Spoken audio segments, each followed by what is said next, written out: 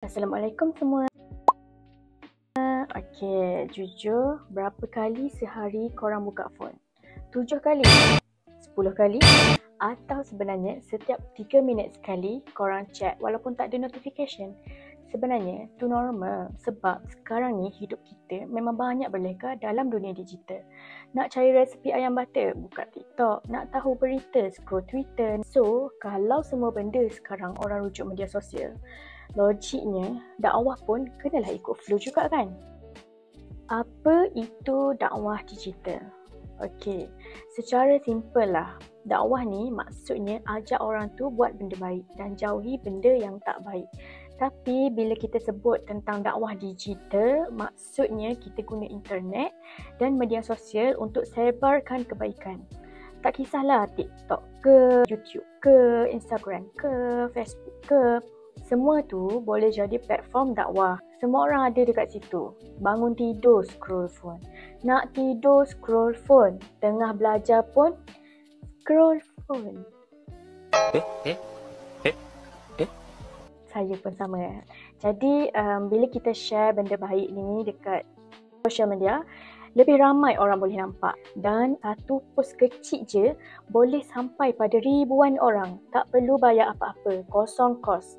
Tapi pahala besar kemungkinan kita dapat. Dan dalam berdakwah ada juga etikanya. Okay? Kita kena gunakan bahasa yang lembut. Okay? Jangan peli ataupun sindir. Jangan menghina agama lain.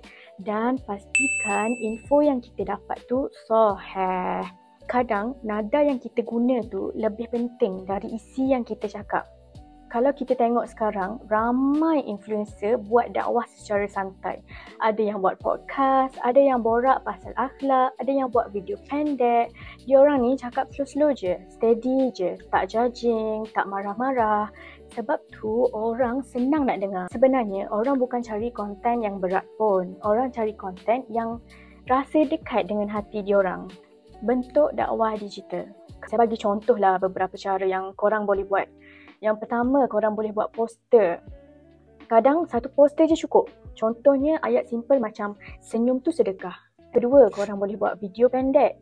Sebab sekarang kan orang suka konten yang pendek-pendek dalam 30 saat, 60 saat. Yang ketiga, korang boleh buat live discussion.